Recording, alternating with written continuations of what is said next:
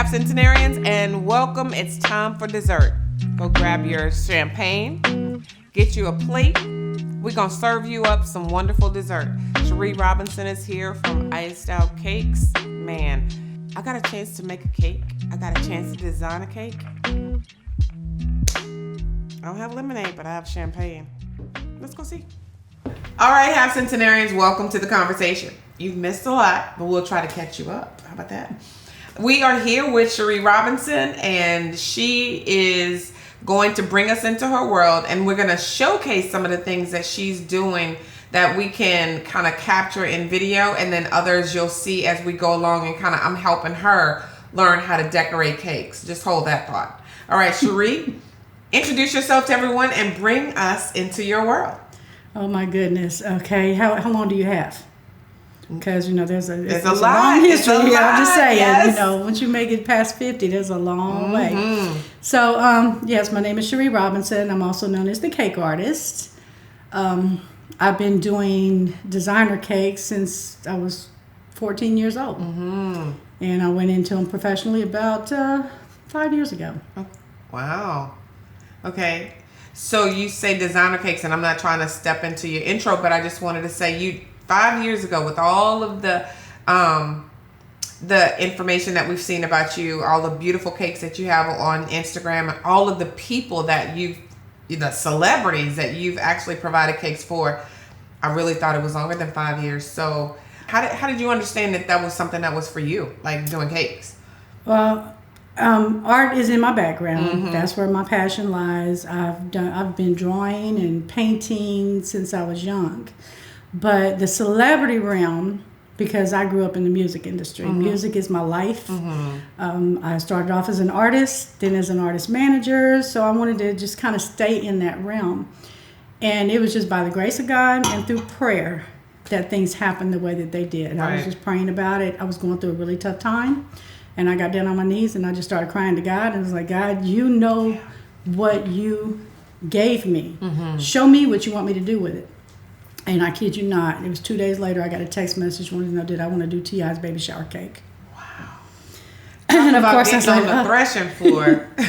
Yeah, it was wow. It was very inspiring, but it was just very humbling just to see God working and to work so quickly. Yes. And then when I did the cake, it was T.I. Come on, I couldn't do no little measly cake. Right. I had to do this big show-stopping presentation. Because my cake had to, if it's a celebrity like that, you want your cake to shine on his level. Right. So it was all built up with lights and everything else. And when people came in, they started taking pictures. It was like being on the red carpet and cameras just clicking and paparazzi and everything. And I'm like, oh my God, just look at God. I was just trying to take it all in. But you know what? You gave all the glory to where it belongs. And then but I want to go back. You said 5 years ago. So at least 5. So even if we give it 5 or 6, how old were you when you just started on this part of your life's journey? Let's see. Without telling my age now, I'm knocking on the back door, 60. So just a couple years past 50. Wow. But see, the reason I'm asking you that is not necessarily to tell you age, but when we're talking about the Half Centenarian journey, you started this after the 50 marker. Oh, yes, right. Absolutely. Yes, and you've not looked back, and you got all this wonderful, all these accolades, all these articles, all of these wonderful people, those celebrities that are knocking on your door to get you to do your thing. Won't he do it? A better word. Won't he do it? Won't he do it? Won't he do it? So how have you been up to this, right? How have you been up to this point, like before now, and your family? Tell us a little bit about your background, your family, your history. Lay a foundation for us. Well, okay. I come from California originally, and I was a transplant to Louisiana.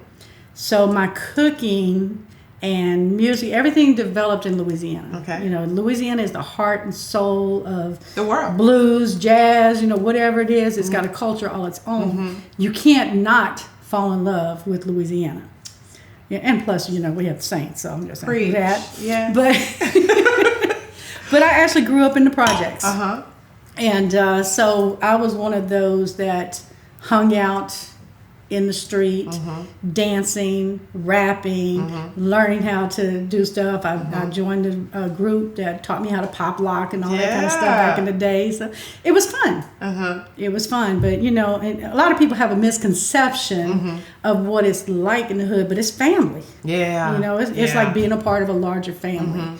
But that's how I learned how to cook. My best friend's mom would be cooking, and I would just watch her. Yeah. And I'm seeing she's not measuring anything, but it tastes like perfection. And that's how I cook. I don't measure anything when I'm cooking. Now, when I'm baking, it's different. Okay. I'm baking, you know, baking's a science, you got to measure. But cooking.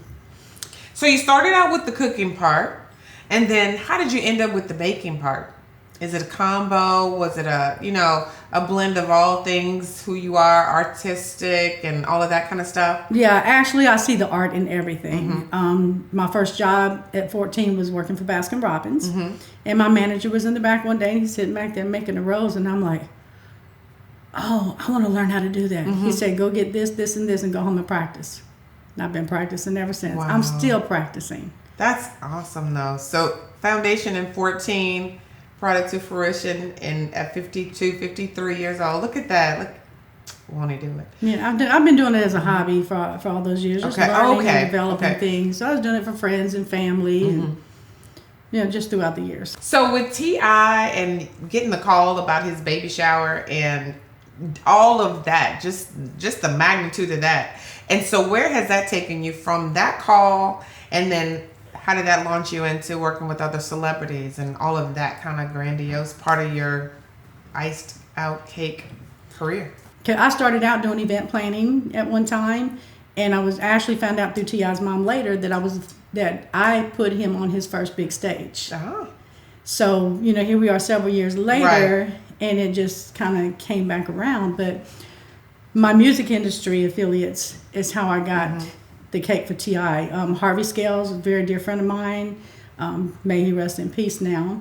But Harvey introduced me to Tiny's mother. Okay. And through all of that, it was just, you know, from one person to the next, and I got the phone call, and then after that, it was just kind of everything was just kind of settled for a minute. Wow. And once I came down off that high a little bit, then I'm posting a cake on Instagram one night, and I get a phone call and it says, okay, we're doing an episode for Jocelyn Hernandez for her baby shower. Would you be interested in doing her cake? Like, sure, absolutely. Wow. So we talked about that. I met Jocelyn. That was she's such a sweetheart, but what they had me do was very interesting. They had me rapping in the kitchen and then rapping on the show. So it was a lot of fun. Doing what you do. Right. Yes. But what Jocelyn did for me, oh my God, the cake that she posted, it went viral. Okay. I mean, it was everywhere. It was on Yahoo Sports. It was just, it was everywhere. It deserves to be viral. It's different. If to say the least, it's just everybody's taste is different in what they want to see at their baby shower cake. So when you look at that cake and you think about it going viral, did you ever imagine? Anything like that? I had no clue. I couldn't have imagined it to do what it did. Yeah. So fast forward from that. So now you get this viral cake that's going on, and you have all these people paying attention to what you're doing. And then something happened to kind of derail what was happening in your life at that point. Yes, I was involved in a major head-on collision. Just going down the road, minding my business, on my way to a meeting, and this guy just came out of nowhere speeding and spun around and just slammed into the front of my car. And I had one of the safest vehicles out there, and he still totaled it. Wow. And I was, I do have permanent injuries from that accident, but I'm learning how to kind of work around them. But yeah, it took me out of the game for about 2 years. Wow. But I'm back. But you're back. That's why we're here. And the cake that we're going to be working on today is really, I'm just looking at it as art. Because when I see the cake and I see what you're doing, and I see the cake that the cakes rather that you posted, if it's nothing else, it is art. It's like modeling, and like you said earlier, your mom wanted you to be an artist, but your cake is your canvas, right? So you can just tell the love that's being put into it. And you can, I don't know about anyone else, but if you go to her Instagram, you'll see all of the wonderful and beautiful art designs. I mean, you really don't want to cut it and eat it. I mean, you have to. In That's all the due best respect, it is a cake. But there's so much beauty that's in the cake that you just think you got to be an artist. So I know that you started out drawing, and your dad has that in his background. Talk to us about how did you get to this place where you had this kind of artistic side? Honestly, I don't know. Okay. You know, when I was young, I just used to practice the TV guide, and they had a little pirate, and I've always been kind of drawn to pirates and stuff like that, a little bit on the dark side. But I just used to practice the pictures that were in the TV guide and everything. And then one of the funniest stories, which I probably shouldn't tell, my grandma, I don't know what it is about kids, but we love being in the bathroom with our parents or whatever. My grandmother raised me. And she's in the bathroom one day, and I just sat down on the tub, and I just started drawing everything around me, from the tub to where she was, and I did kind of like a panoramic view. And my grandmother's like, I can't believe you did this. But that was actually one of my best pictures back then. And that started from then, and then now you're parlaying that skill set. Your dad was an artist, is that right? Yes. So you have it in your genetic code. You have, talk to us about your family. Are any of your kids artistic? Not autistic. Oh yeah, artistic? yeah, yes, absolutely. My dad, I didn't know my dad growing up. I actually met my dad after 50. Wow. You know, I was doing an internet search and I found him, and so that was kind of like the missing piece of the puzzle. But all my life, they told me all the stories about how artistic he was. He builds model ships, and that was his biggest thing. But he was a sculptor. His drawings were phenomenal. So it's coming together. Yeah, my dad was a phenomenal artist. He's better than I am. But my children, I've got children that can draw. I've got one that writes to no end. Gotcha. I mean, anything that the pen is put to paper, it just comes out. That's awesome. Then my grandchildren, I've got 2 grandsons who are also kind of doing cake stuff. So I've got one, he's from Louisiana as well, and he cooks, and he's working on doing cakes. And then I have, but the other 2 are kind of too young, but they play in the kitchen. So they're there. They're playing that little play kitchen, and they play in yes. that all day long. But my 7-year-old grandson, he's all into music and the arts and everything. Can't really tell if he's going to be the artist yet, drawing, but he works with fondant better than I do sometimes. But that's leaving that legacy, just building that capacity in your grandson. Man, that to me, that's what we are supposed to do. I don't know. That's just how I feel about it. That's why we're here. We're over 50. We're paving the way for them to get some skill set. We're leaving nuggets of wisdom for them, no matter if they're good or bad. That's the thing. So we want to make sure we're planting good seeds, and it seems like you're doing that. I would ask you this for your final statement. Like, what is it about your life right now? How are you living your best life? Peace and quiet. I like it. Peace out. You know, I love my grandchildren. I love my grandchildren. I live for my grandchildren. But when they're not here and I have that peace and quiet, because I've been taking care of people all my life. Right. Up until the last month, I've always had people living with me and just taking care of people. So now I'm back to taking care of me, which I haven't done since I was in my 20s, early 20s. Now, so peace and quiet. You know, they both come over at the same time. One will leave if your grandkids come over. Let me just tell you that. Oh, absolutely. Yeah. Absolutely. And the other one won't be quiet will be the first thing. That's right. That 2-year-old, oh my goodness, he's something else. And let both 2-year-olds get together, it's a wrap. But let me just say, I love everything that you're doing, man. It's like you had a problem, you had a setback, but a setup for what's next. Your cakes, your story, phenomenal. Just thinking about the skills that you've done just on the cake that I have a Half Centenarian cake. I did part of it. Let me just say that. Well, I didn't. But it looks like I did. Okay? And it's one of those things that you can only look at, but then you don't want to eat it, like I said earlier, but it's so good to know that there's people out there like you who can actually take something as simple as my logo or anyone else's, an idea of mine or anyone else's, and turn it into something that's golden, man. Thinking about that, I just want to say, you know what? If there's anything you'd like to say before we close out, any final thoughts about your life or how you've gotten to this point, I'd love for you to share that. All I can say is like my inspiration, my biggest inspiration for my art was actually from Prince. You know, I grew up watching Prince, following him, emulating him, dressing like him. My nickname was Princess, which is where my name comes from, the cake artist, formerly known as Princess, for those who don't know.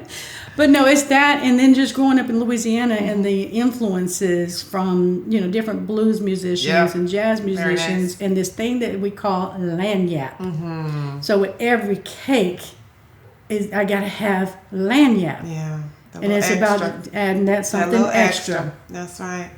That's certain je ne sais quoi. Exactly. Love it. Yes. Exactly. So on that note, thank you so much, Cherie Robinson. What is it? Iced Out Cakes Atlanta, formerly known as Princess. Thank you for sharing. Thank you for giving me the opportunity to help you with the cake, learn how to decorate, learn what that looks like. Beautiful talent, beautiful person. Oh, thank you. Can't wait it was for what a lot comes of fun next. Working with you as well. Thank you. Thank you. And off we go. Half Centenarians, check her out on Instagram at Iced Out Cakes Atlanta. I promise you, if there's anything you want to have on a cake, she got it. Thank you so much. See you soon. Have a great day. Hi, Half Centenarians. We are here in Atlanta, Georgia. We were just in Baton Rouge and New Orleans, Louisiana. Who knows where we will be next? That's totally up to you. We are so excited to bring these wonderful people and Half Centenarians into your homes. And hey, you can subscribe to YouTube and see every Thursday a new episode. Also, I want you to remember to send 3 names of people who are influencing you. Hey, it could be you. It could be you. I would love to sit down and talk to those people, talk to you. Let's get things rolling. Let's remember, we're living in silos, but we want to share our information with everyone. So excited. It has been my pleasure to bring these wonderful people to you. I look forward to seeing you, speaking with you, and sharing. Be safe. Be careful. I'll see you soon.